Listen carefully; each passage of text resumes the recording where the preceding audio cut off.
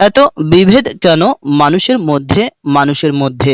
পৃথিবীতে মানুষ জন্ম নেয় মানুষ হিসেবেই।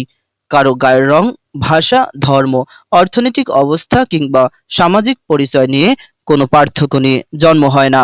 কিন্তু বড় হওয়ার সঙ্গে সঙ্গে মানুষে তৈরি হয় অসংখ্য বিভেদ, দেয়াল আর দূরত্ব। প্রশ্ন জাগে, এত বিভেদ কেন মানুষে মানুষে? আজকের সমাজে আমরা এমন এক সময় বাস করছি যেখানে প্রযুক্তি মানুষকে কাছাকাছি নিয়ে আসার কথা থাকলেও বাস্তবে অনেক ক্ষেত্রে মানুষ আরো দূরে সরে যাচ্ছে। ধর্মের নামে বিভেদ, রাজনীতির নামে বিভেদ, ধনী গরিবের বিভেদ, জাতিগত বিভেদ, এমনকি ব্যক্তিগত মতপার্থক্য এখন শত্রুতার রূপ নিচ্ছে। বিশেষজ্ঞরা বলছেন, বিভেদের অন্যতম কারণ হলো সহনশীলতার অভাব। মানুষ এখন নিজের মতামতকেই একমাত্র সত্য মনে করতে অভ্যস্ত হয়ে পড়ছে। ফলে অন্যর মত, বিশ্বাস কিংবা জীবন ধারণাকে সম্মান করার মানসিকতা দিন দিন কমে যাচ্ছে। সমাজ বিজ্ঞানীদের মতে সামাজিক যোগাযোগ মাধ্যমও অনেক ক্ষেত্রে বিভেদ বাড়িয়ে তুলছে। সেখানে অনেকেই যাচাই না করে গুজব ছড়াচ্ছেন, বিদ্বেষমূলক মন্তব্য করছেন এবং মানুষকে দল উপদলে বিভক্ত করছেন। এর ফলে সম্পর্ক নষ্ট হচ্ছে, পারিবারিক বন্ধন দুর্বল হচ্ছে এবং সমাজে অস্থিরতা বাড়ছে। অথচ ইতিহাস সাক্ষ্য দেয়, মানুষ যখন একত্র হয়েছে তখন অসম্ভবকেও সম্ভব করেছে। যুদ্ধ বিধ্বস্ত দেশ গড়ে উঠেছে, দারিদ্র্যের বিরুদ্ধে লড়াই হয়েছে, মানবতার জয় হয়েছে।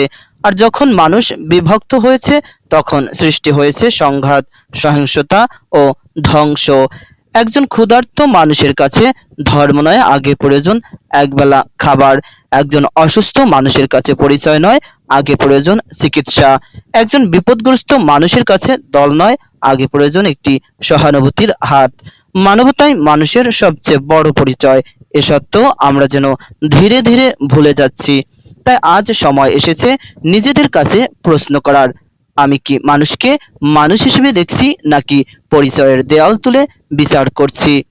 আমরা যদি একে অপরকে সম্মান করতে শিখি, ভালোবাসতে শিখি, সহমর্মিতা দেখাতে শিখি, তাহলে অনেক বিভেদই দূর হয়ে যেতে পারে।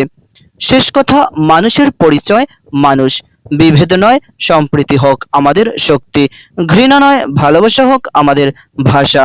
কারণ এই পৃথিবী সবার, আর মানুষে মানুষে ভালোবাসাই পারে একটি সুন্দর, শান্তিপূর্ণ এবং মানবিক সমাজ গড়ে তুলতে।